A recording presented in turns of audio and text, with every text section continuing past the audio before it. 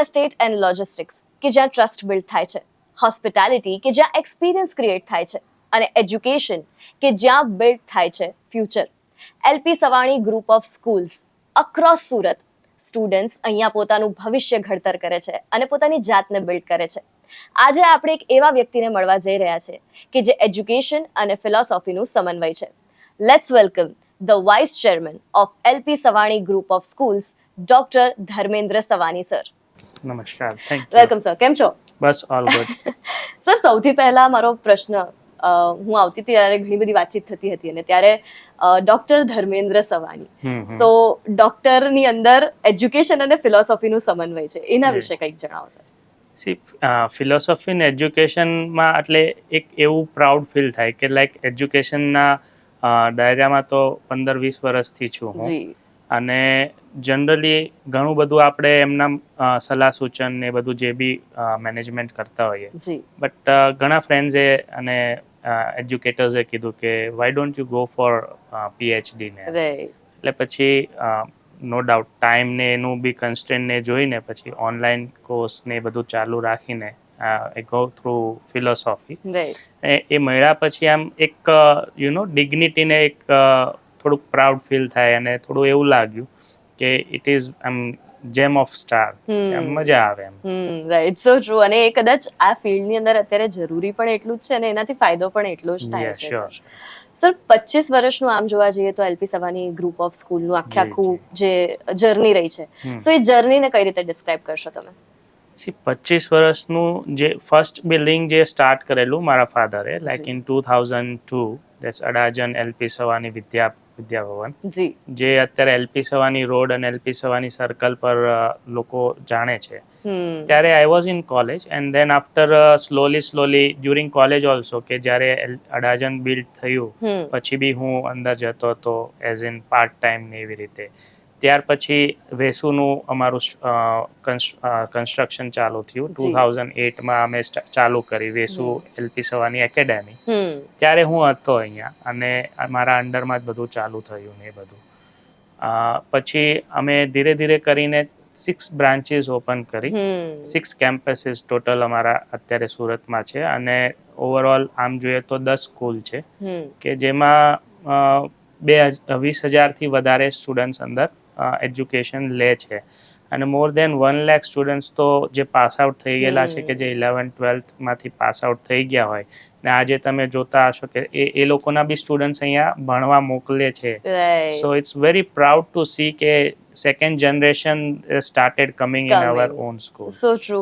અને that's also a legacy કે જ્યાંથી સ્કૂલની શરૂઆત થઈ એ સર્કલનું નામ જ સ્કૂલના નામ પરથી પડ્યું. That's also a very nice thing. અને આખી લેગેસી 25 વર્ષની રહી. સર, 25 વર્ષનો ગાળો આમ તો બહુ જ મોટો કહેવાય, તો આઈ એમ શ્યોર કે ચેન્જીસ પણ ઘણા બધા આવ્યા હશે. સો સૌથી મોટો ચેન્જ તમે કયો ઓબ્ઝર્વ કર્યો છે? અમે આમ જોઈએ તો કન્સ્ટ્રક્શનથી માંડીને એજ્યુકેશનમાં કે જે પણ અંદર ઇન્વોલ્વમેન્ટ આવે છે બધામાં જ ચેન્જીસ કરેલા છે. લાઈક અડાજનની જે વાત કરીએ તો we were the first school to start એવી ટીચિંગ, જે આજે તમે સ્માર્ટ બોર્ડ્સનું તમે બધાને ખ્યાલ છે, તો અડાજનની બ્રાન્ચમાં 2002માં like we were having more than 50 class at a time. પછી તો વધારે થઈ ગયા, 80+ છે, પણ એ બધા ક્લાસમાં અમારે એવી ટીચિંગ હતું, અને 29 ઇંચના ટીવી, જે ડબ્બા ટીવી કહેતા હતા ને એવા ટીવી હતા, અને એના થ્રુ સ્ટુડન્ટ્સને રાઇમ્સને ભણાવતા હતા. સ્લોલી જેમ જેમ ટેકનોલોજી અપગ્રેડ થઈ તો એ ટીવીના સ્માર્ટ ટીવી આવી ગયા, પછી પ્રોજેક્ટર્સ આવી ગયા, અને આજે ટચ પેનલ્સ આવી ગઈ છે. એવી જ રીતે બેન્ચીસમાં પણ કમ્ફર્ટ સ્ટુડન્ટ્સનું જોઈએ છીએ. જેટલું તાપમાન વધે છે એ પ્રમાણે આપણે એસી પણ આપણે અંદર મૂકી દીધા. અને જે નવી સ્કૂલ થઈ એમાં અમે કંઈક ને કંઈક ઇન્ફ્રાસ્ટ્રક્ચર, કે ક્લાસરૂમમાં કંઈક ખામી હોય તો સુધારો કરવો, તો એ બધો જ ઇન્ફ્રાસ્ટ્રક્ચરમાં અમે ચેન્જીસ લાવ્યા. પ્લસ ટીચર્સમાં તમે જુઓ તો એજ્યુકેટર્સમાં પણ આપણે ટ્રેનિંગ્સ ને બધું ઇન્વોલ્વમેન્ટ ચાલુ કર્યું, કે કઈ રીતે આપણે સારામાં સારા ટીચર મળે અને એ ટીચરને આપણે સારામાં સારું ભણતર કઈ રીતે આપી શકે, એજ્યુકેશન કઈ રીતે આપે, તો એ પણ આપણે બધું રેગ્યુલરલી એની ટ્રેનિંગ્સ રાખી, રાઈટ. સ્ટુડન્ટ્સમાં કોમ્પિટિશન્સ ને કઈ રીતે વધે અને રિઝલ્ટ સારું આવે. એટ ધ એન્ડ તો એ જ આપણે જોતું હોય કે રાઈટ. મા બાપને એ જ મૂકતા હોય કે એના માટે રિઝલ્ટ સારું આવે, તો એ બી આપણે ધ્યાનમાં રાખ્યું. આઈ ગેસ મેં ઓબ્ઝર્વ કર્યું છે કે સ્ટુડન્ટ્સને તો ઓફકોર્સ આપણે આ રીતના કર્યું છે, પણ ટીચર્સ માટે પણ તમારી રેગ્યુલર વર્કશોપ્સ ને બધું ઓન રહેતું હોય છે. ડેફિનેટલી. બહારથી લોકો ટ્રેન કરવા માટે પણ આવતા હોય છે, જે હંમેશા તમે પ્રોવાઈડ કર્યું છે એ યસ. વસ્તુને લઈને. તો સર, જે એજ્યુકેશન સિસ્ટમ છે, આપણે આખી સ્કૂલ તો બિલ્ડ કરી છેલ્લા 25 વર્ષમાં, પણ એક એજ્યુકેશન સિસ્ટમમાં પણ ઘણો બધો ચેન્જીસ આવ્યા છે. તમે કીધું કે જનરેશનની જનરેશન હવે ભણે છે. સો પહેલા જે ભણતા હતા, લોકોને એક્સપિરિયન્સ થતા હતા, અને હવે જે એક્સપિરિયન્સ મળે છે એઝ અ સ્ટુડન્ટ, એમાં તમને શું ડિફરન્સ લાગે છે? સૌથી પહેલા હું કહું કે ભાઈ આપણે જ્યારે ભણતા હતા ત્યારે ફક્ત એજ્યુકેશન જ હતું અને સ્પોર્ટ્સ છે એ એક ઓપ્શનલ હતું. જી. હવે સીબીએસઈ, મોસ્ટલી મારી સ્કૂલ સીબીએસઈ છે અને સ્ટેટ બોર્ડ બી અમુક સ્કૂલ્સ છે. તો સીબીએસઈમાં દર વર્ષે કંઈક ને કંઈક આવે છે કે ભાઈ તમારે એનું ઓવરઓલ ઇવેલ્યુએશન કરવાનું, આ વસ્તુ અંદર ઇન્વોલ્વ કરવાની, આ વસ્તુ અંદર ઇન્વોલ્વ કરવાની. તો એ નવા સીબીએસઈ જે આપણને પુશઅપ કરે છે કે તમે આવું કરવાનું છે, તો એનાથી પણ આપણે સ્ટુડન્ટ્સને બહુ ફાયદો થાય છે. ગેમ્સ જે છે એ અત્યારે આપણે ઇન હાઉસ બધી થઈ ગઈ છે કે તમે પિકલ બોલ છે, ફૂટબોલ છે, ક્રિકેટ છે કે ટેબલ ટેનિસ છે. તો આપણે હમણાં રિસેન્ટલી ટેબલ ટેનિસની નેશનલ ચેમ્પિયનશિપ લાવ્યા હતા કે જે સુરતમાં ફર્સ્ટ ટાઈમ હતું, અને we got very much appreciation from the જે બધા કોચીસ આવ્યા હતા કે ભાઈ આ તો તમે નેશનલ લેવલની પણ ઇન્ટરનેશનલ લેવલની કરી છે. સો આવું બધું કંઈક ને કંઈક આપણે લાવીએ છીએ ત્યારે જે પાસ આઉટ સ્ટુડન્ટ્સ બી છે દે ઓલ્સો ફીલ પ્રાઉડ, અને એને પણ એવું થઈ જાય છે કે ભાઈ અમારા વખતે આવું કેમ નહીં, અમારે પાછું અહીંયા સ્કૂલમાં ભણવું છે. હા, સો ટ્રુ. આવે એટલે નોસ્ટાલ્જિક પણ ફીલ થાય ને એવું થાય કે અમારા વખતે કેમ આવું નહોતું. રાઈટ. સર, તો એલપી સવાની ગ્રુપ ઓફ સ્કૂલ્સને લઈને તમારું વિઝન ફોર નેક્સ્ટ 15 યર્સ શું હશે? જેમ અમે અત્યારે ટેકનોલોજી ને ઇન્ફ્રાસ્ટ્રક્ચરમાં નવું તો કરતા જ આવ્યા છે, તો હવે નવી સ્કૂલ બનાવીએ તો ડેફિનેટલી એમાં તો અમે કંઈક સુરતમાં નવું લાવશું જ કે ભાઈ જે અત્યારે જે રેગ્યુલર એજ્યુકેશન આપી રહ્યા છે, તો હવે ફ્યુચરમાં શું લાવવું છે, લોકોને શું જોઈએ છે. તો ઘણા લોકો જે બહાર મોકલે છે કે ભાઈ સારી સ્કૂલ કે ભાઈ લીગસી છે 50 વર્ષ જૂની કે 100 વર્ષ જૂની, એ લોકો જે આપે છે તો એ લોકો એનામાં ટ્રસ્ટ જોઈને મૂકે છે. તો આપણે કંઈક ને કંઈક એવું, ભલે નવી સ્કૂલ બનાવીએ પણ એવું કંઈક આપણે લાવીએ કે જેને લોકોને આપણા એલપી સવાનીના બેઝ પર, ટ્રસ્ટ પર એ લોકો ત્યાં ભણાવે. અને સેમ વસ્તુ કે સેમ આ જે જૂની બ્રાન્ચીસ છે તો એને આપણે રીબિલ્ડ કરીને જે અલગ એરિયાઝ છે, એક્ટિવિટી રૂમ્સ છે કે ક્લાસરૂમ્સ છે, એને બી અત્યારે જે પેરેન્ટ્સની ડિમાન્ડ છે કે સ્ટુડન્ટ્સને જે ગમતું હોય છે એવું આપણે અત્યારે બી રિસ્ટ્રક્ચરિંગ કરીએ. જેમ કે મારી અત્યારે વેસુ બ્રાન્ચની વાત કરું તો આખી જ સ્કૂલ અમે રિસ્ટ્રક્ચર કરીએ છીએ. તો નિયર અબાઉટ 1 કે 2 વર્ષમાં ધીરે તમને એવું લાગે કે ભાઈ આ તો બધું જ બદલાઈ ગયું, ને મે બી 3 વર્ષ જૂના સ્ટુડન્ટ્સ આવશે એને બી એવું ફીલ થશે કે આ તો આખી સ્કૂલ જ ચેન્જ થઈ ગઈ. બહુ સાચી વાત છે. સર, આમ જેમ કે એજ્યુકેશન સિસ્ટમ બિલ્ડ થાય, સ્કૂલ બિલ્ડ થાય, પેરેન્ટ્સના માઇન્ડસેટ પણ અલગ રીતના હોય છે. તો તમને શું લાગે છે કે આજના જમાનામાં પેરેન્ટ્સે જ્યારે ચાઇલ્ડ એજ્યુકેશનની વાત આવે તો કઈ વસ્તુ પર ફોકસ રાખવું જોઈએ? ચાઇલ્ડ એજ્યુકેશનની વાત આવે તો સૌથી પહેલાં તો આજકાલના પેરેન્ટ્સ છે થોડા એવા થઈ ગયા છે કે ભાઈ બચ્ચાનું બહુ કેર કરવી ને બહુ ઓલું કરવું, એટલે કે ભાઈ એને લાડ પ્યારથી બગાડે ને એવું કહેવાય. એમ એ બગાડે, એને એવું લાગે કે ભાઈ મારું તો એક જ બચ્ચું છે, 2 બચ્ચું છે, એટલે હું એને બધું જ આપી દઉં. એમ મને એવું નથી મળ્યું પણ હું મારા બચ્ચાને બધું આપી દઉં. બટ યસ, આપી દેવાનું, બટ એનું બી એક ક્રાઇટેરિયા રાખે કે ભાઈ કઈ રીતે એને આપવું છે, એને સમજાવીને વિચારીને, પ્લસ એને જ્યારે ડિમાન્ડ કરે છે તો એને સમજાવવાનું કે ભાઈ આવી રીતે આ હોય છે, આમ હોય છે, ને એમ પછી કરીને એ આપે તો એને પોઝિટિવનેસ એને દેખાય બચ્ચાને. ના કે સીધું આપી દીધું તો એની ડિમાન્ડ વધતી રહેશે અને જ્યારે નહીં આપશો ત્યારે બાઉન્સ બેક થશે. કે જેના રિઝલ્ટથી આજે તમે જોતા હશો કે 11th-12thમાં કે 10thમાં બોર્ડના રિઝલ્ટ આવે ત્યારે કે ભાઈ આને જમ્પ કરી દીધું ને ફલાણું ઢીકનું ને લાઈક સુસાઇડ કર્યું ને so these all are like I can say કે poor parenting or somewhere I can relate કે જે એમને 1 વર્ષ કે 2 વર્ષમાં જ આ ન થયું હોય કે સ્લોલી એન્ડ ગ્રેજ્યુઅલી આ થયું હોય. સો ટ્રુ. તો સર જે આ ડિમાન્ડ્સ છે નવી પેરેન્ટ્સની બચ્ચાઓની એવી રીતની ડિમાન્ડ્સ છે ઇવોલ્વિંગ થિંકિંગ છે તો એને કઈ રીતે આપણે મેચ કરીએ છીએ એને કઈ રીતે આપણે મીટ કરીએ છીએ? આપણે એના માટે પણ પેરેન્ટિંગ સેશન્સ રાખીએ છીએ અને વી ટ્રાય કે જે જનરેશન ગેપ આજે યુ મસ્ટ બી નોઈંગ કે ભાઈ પહેલાં પેરેન્ટ્સ અને બચ્ચાનો જનરેશન ગેપ નહીં ગણાતો હતો એ દાદા દાદીનો ને બચ્ચાનો જનરેશન ગેપ ગણાતો હતો અને એ જ રીતે ટેકનોલોજીને એની સાથે કમ્પેર કરું તો ટેકનોલોજી દર 15 વર્ષે કે એવી રીતે ચેન્જ થતું હતું. હવે એ જ ટેકનોલોજી આજે દર વર્ષે બદલાય છે. So that generation gap has synchronise. એટલે આજે દાદા દાદી સાથેનો બચ્ચાનો જનરેશન ગેપ તો છે પણ પેરેન્ટ સાથેનો બી થઈ ગયો છે. તો આજે પેરેન્ટને જે જોતું હોય ને એ બચ્ચાને ના જોતું હોય તો એ લોકોને બી અમે જાણીએ કે ભાઈ બચ્ચાની શું થિંકિંગ છે, પેરેન્ટની શું અપેક્ષા છે, એક્સપેક્ટેશન છે, તો એ બેવનું આપણે મેચ કરીએ અને બેવનું કાઉન્સેલિંગ કરીએ અને પેરેન્ટ્સને ગાઈડ કરીએ કે એ લોકોને બી ટ્રેનિંગ કરીએ કે ભાઈ this is how you have two treat your children. તમારે આ રીતે એને ભણાવવાનું, આ રીતે એને કરવાનું એન્ડ સ્લોલી બટ નેચરલ છે કે બધા એક્સેપ્ટ કરે ના કરે બટ જે બી એક્સેપ્ટ કરે જેને જેટલાને બી હેલ્પફુલ થાય વી ફીલ કે ના અમે કંઈક સારું કર્યું. સર હજુ પણ ઘણા એવા પેરેન્ટ્સ છે જે લોકો માર્ક્સ પર જ બધી એમની એક્સપેક્ટેશન રાખતા હોય, એમનું માઇન્ડસેટ જ એ છે કે માર્ક્સ વધારે તો જ બચ્ચું આગળ છે. એવા માઇન્ડસેટ માટે તમે શું કહેશો? C marks is equally important because સ્કૂલની એક બંધારણ થઈ ગઈ છે કે સ્કૂલમાં ભણવું એટલે માર્ક્સ લાવવું. પણ માર્ક્સની સાથે સાથે જે CBSEમાં જે મેં તમને કીધું કે ભાઈ ટોટલ ઇવેલ્યુએશન બેઝ લર્નિંગ તો એ ઇક્વલી ઇમ્પોર્ટન્ટ છે. ના કે હું તો કહું કે એના કરતાં પણ વધારે ઇમ્પોર્ટન્ટ છે. તો બેવને સાથે મળીને ચાલવું જોઈએ.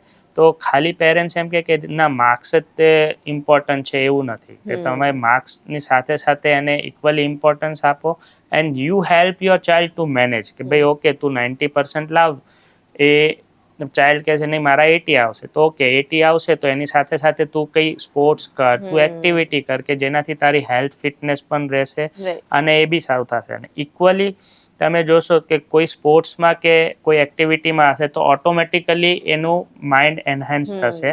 અને ચાઇલ્ડે 80 કીધું હતું, પેરેન્ટે 90 કીધું હતું તો એ વચ્ચે તો આવશે જ, 85 તો આવી જ જશે. આઈ થિંક એનું બિલ્ડ થાય છે, એનું માઇન્ડસેટ પણ બિલ્ડ થાય છે અને એનું ધ્યાન વધારે આઈ થિંક એજ્યુકેશનની અંદર વધે છે એના લીધે. સર જે રિયલ વર્લ્ડ એક્સપોઝર છે, સ્કિલ બેઝડ લર્નિંગ છે, એ આજકાલના એજ્યુકેશનમાં કેટલું ઇમ્પોર્ટન્ટ છે? આજકાલના એજ્યુકેશનમાં સ્કિલ બેઝ લર્નિંગ હું મૂકું તો મોર દેન જે આપણું રેગ્યુલર એજ્યુકેશન હતું કે ભાઈ લખીને હતું એના કરતાં પણ વધારે ઇમ્પોર્ટન્ટ છે. અને બિકોઝ છોકરાઓને એના પરથી જ એ વધારે શીખે છે. આજે તમે પ્રી પ્રાઇમરીના કિડ્સને જોવો છો જે કિન્ડર ગાર્ડનના કિડ્સ છે એને બી પહેલાં આપણે જૂની સ્કૂલોમાં ક ખ ગ ઘ કે ABCD કે whatever kind of things એ લખાવતા હતા. આજે એ બધાને પ્લેઇંગ ઇક્વિપમેન્ટ્સ આવી ગયા છે એને રમાડીને શીખવાડે છે કે સર્કલને રાઉન્ડ પહેલાં ડ્રો કરાવતા હતા તો આજે સર્કલને રાઉન્ડ બતાવીને એવી ટીચિંગમાં બતાવીએ છીએ. તો નાના છોકરાથી લઈને મોટા છોકરાઓને સ્કિલ બેઝ ડિફરન્ટ વેઝમાં બહુ બધી વસ્તુ છે કે જ્યાં એજ્યુકેશન કરતાં એ વધારે છોકરાઓને સારું ઇમ્પોર્ટન્ટ છે. રાઈટ, સો ટ્રુ. સર જે આ સુરતનું આખું એક એજ્યુકેશન બિલ્ડ થઈ રહ્યું છે, વર્લ્ડ ક્લાસ લેવલનું એજ્યુકેશન સમહાઉ ઇમર્જ થઈ રહ્યું છે સુરત શહેરની અંદર, એના વિશે શું કહેશો? સુરતમાં લાસ્ટ હું તો કહીશ કે જ્યારથી LP સવાનીનું અમે ઇન્ટ્રોડ્યુસ કર્યું છે ત્યારથી જ અમે જોયું છે કે સુરતમાં એજ્યુકેશન ધીરે ધીરે ચેન્જ થઈ રહ્યું છે. અને બિકોઝ કે પહેલાં ઓછી સ્કૂલ્સ હતી અને ધીરે ધીરે સારી સ્કૂલો બી આવી ગઈ અને એ લોકો કંઈક નવું લાવે એટલે ડેફિનેટલી એને જોઈને બીજી સ્મોલ સ્કૂલ છે એ જોઈને કંઈક સારું કરશે. અને એટ ધ એન્ડ સુરતનું education is leverage very high. અને પહેલાં જે હતું તમે સીધું કમ્પેર કરશો કે ડ્રાસ્ટિક ચેન્જ થઈ ગયો છે કે પહેલાં જે સુરતનું એજ્યુકેશન હતું અને આજે તમે ગુજરાતમાં જોશો તો આઈ થિંક બોર્ડના રિઝલ્ટમાં સુરત ઇઝ ઓન ટોપ. ઓલ્ધો તમે કમ્પેરિઝન કરશો તો સ્ટુડન્ટ્સ બીજા સિટી કરતાં ઓછા છે, તેમ છતાં સુરતના બોર્ડનું રિઝલ્ટ ટોપ પર છે. અને ઓવરઓલ તમે જોશો તો સુરતમાં એક એવી કંઈક માટી છે સુરતની કે બધા આખા ઇન્ડિયામાંથી લોકો આવીને અહીંયા વસે છે. તો એ જ રીતે સ્ટુડન્ટ્સને પણ એવું છે કે ના, અહીંયા સુરતમાં ભણે ને એટલે ગમે ત્યાં સેટ થવું હોય તો he is that much mature enough કે ગમે ત્યાં સેટ થઈ જાય છે. રાઈટ. તો સર, વર્લ્ડ ક્લાસ ઇન્ફ્રાસ્ટ્રક્ચર અને વર્લ્ડ ક્લાસ લર્નિંગ આ બંનેને જો કમ્બાઈન કરવું હોય તો શું જરૂરી છે? સૌથી મોટી વસ્તુ તો છે જે ફંડની જરૂરી છે. અને એના પાછળ થોડું ફ્રીડમ મળે કે લાઈક સે કે મારી પાસે પ્રોપર જગ્યા છે કે જ્યાં હું સારી સ્કૂલ બનાવી શકું છું. અને એમાં પછી મારો જેમ મેં વાત કરી એમ કે જે લીગસીવાળી સ્કૂલ્સ છે 50 યર્સ અને 100 યર્સ કે એવા પતી ગયા છે એ ટાઈપની સ્કૂલ, જે ફોરેન્સમાં બહુ સારો ઇન્ફ્રાસ્ટ્રક્ચરવાળી સ્કૂલ છે, તો એને મેચ કરીને આપણે કંઈક બનાવીએ તો એ વર્લ્ડ ક્લાસ ઇન્ફ્રાસ્ટ્રક્ચર થઈ જાય. અને એમાં પણ આપણે કઈ રીતે બધું ઇનોવેટિવ વસ્તુ આપીએ કે જેમ કે લાઈક તમે જે વાત કરો તો હું એને એવી રીતે સમજું કે એ સ્કૂલમાં ઓનલી બિઝનેસ પીપલના છોકરા આવીને ભણવું હોય તો આઈ વુડ સે કે Y they have to learn ABCD 1 2 3 4 or poems. No doubt એ બેકગ્રાઉન્ડમાં થશે. જેમ કે સ્પોર્ટ્સ જે છોકરાઓ રમતા હોય છે તો એને સ્કૂલમાં ઓછા માર્ક્સ મળે તો ચાલે છે, અને સ્પોર્ટ્સ બહુ નેશનલ સુધી જાય છે તો એને બેનિફિટ થાય છે. હવે સેમ વે ઇફ આઈ સે કે બિઝનેસ કરે છે એ લોકોના છોકરાઓ છે, હવે એને મોટા થઈને તો એના લીગસીમાં એના બિઝનેસમાં જ જવું છે કે like if I am saying કે ભાઈ મલ્ટી બિલિયનર્સ છે કે એ રીતના, તો એને પહેલેથી જ આપણે ફાઇનાન્સ શીખવીએ. એ હશે અલગ રૂપમાં કે ભાઈ ફર્સ્ટ સ્ટેન્ડર્ડમાં હશે તો એને કઈ રીતે મની છે, આને રૂપી કહેવાય, રૂપીને ડબલ કરો 1 + 1 તો આ 2 રૂપિયા થઈ ગયા. તો એ રીતે એને ફાઇનાન્સ ત્યાંથી છે. પછી જ્યારે કે 9th-10thમાં આવે તો એને શેર માર્કેટ છે એ જાણી શકે કે કઈ રીતે માર્કેટ અપ જાય છે કે ડાઉન જાય છે. And slowly we can involve કે ભાઈ એમાં તમે મની ડબલ કઈ રીતે થાય છે, બેંકમાં એફડી મૂકો છો કઈ રીતે થાય છે. There are lot many things we can do in school, and depending on કે ભાઈ આપણે કયા લેવલનું આપણે એજ્યુકેશન આપવું છે અને કયા લેવલના પેરેન્ટ્સને અંદર ઇન્વોલ્વ રાખવા છે. રાઈટ. સર, વન કી મેસેજ કે જે તમે પેરેન્ટ્સને અને સ્ટુડન્ટ્સને આપવા માંગશો, જેટલા પણ લોકો સાંભળી રહ્યા છે એમને? હું પેરેન્ટ્સ અને સ્ટુડન્ટ્સને એ જ મેસેજ આપીશ કે C you don't have to do competition with everybody. તમે જે છો એ જ રહો, બસ તમારું બેસ્ટ આપો કે જેનાથી પછી તમને ભલે તમે ફર્સ્ટ આવો છો કે નથી આવતા, પણ you have to try your best. અને once you do that you do not look out. પછી એમાં જે બી તમારે ડ્રોબેક્સ છે તો એને ઓવરકમ કરો and next time you will definitely success in that. તો આજે પેરેન્ટ પણ કમ્પેર કરતા હોય છે અને સ્ટુડન્ટ્સ પણ અમુક જે ટોપર્સ હોય છે ડેફિનેટલી એ કમ્પેર કરતા હોય છે કે આનાથી મને ઓછા માર્ક્સ આવ્યા. પેરેન્ટ્સ કહે છે કે તારો ભાઈ આવું કરે છે કે તારી બેન આવું કરે છે તું નથી કરતો, કે પેલો આવું કરે છે તું નથી આમ કરતો. So stop comparing with other kids, rather compare yourself with your past, અને તમે એનાથી તમારું ફ્યુચર પ્લસ કરો. So that's what I can give the message to the. Amazing. Sir, મેં જેટલી પણ આપણે વાતચીત કરી, મેં સ્પોર્ટ્સનું મહત્વ બહુ જોયું. તમે પોતે સ્પોર્ટ્સની અંદર બહુ આગળ છો, તમે સાયકલિંગનો તમને ઘણો શોખ છે. So how much sports is important in your life? See, my life, if I say, okay, I'm little bit busy with my life in business oriented, and 6 schools છે, તો definitely I have to take around in all of the schools અને meetings ને બધું હોય.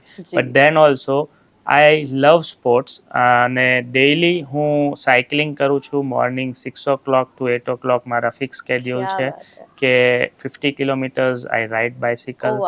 ક્યારેક સ્કૂલમાં holiday હોય છે તો 100 કિલોમીટર્સ બી કરીએ છીએ.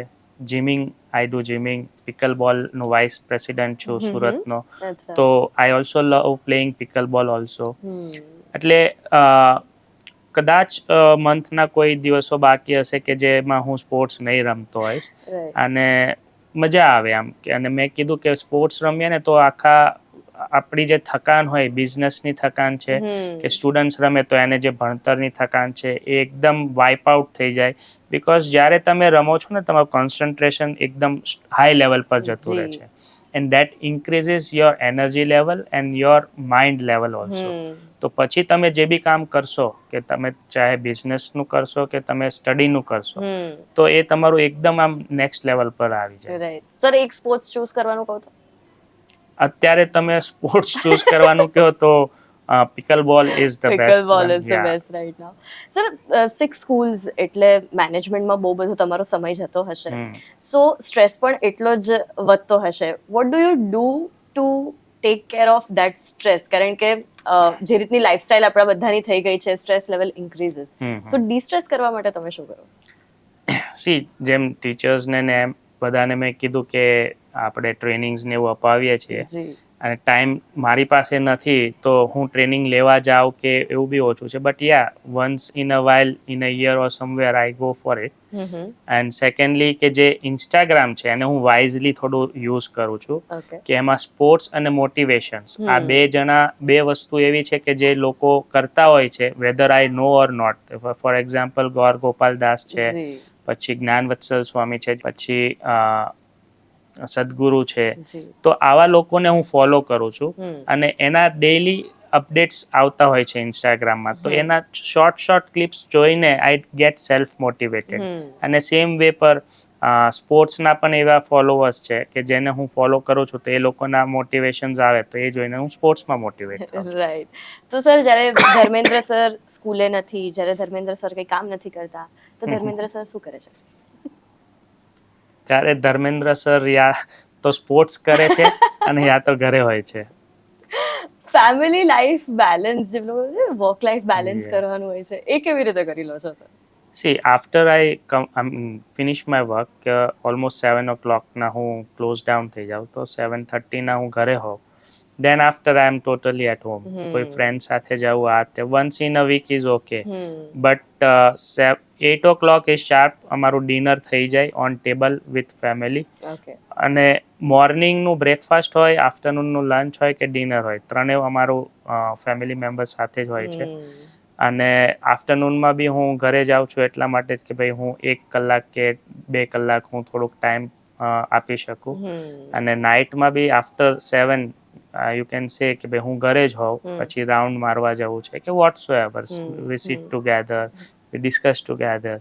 આઈ give equally importance to my family. So I think now everybody knows કે મેં શરૂઆતમાં કેમ કહ્યું હતું કે એજ્યુકેશન અને ફિલોસોફીનું સમન્વય છે sir. Thank you so much sir, આજે અમારી સાથે જોડાવા Thank you માટે. very it was much. Lovely talking to you. Thank you.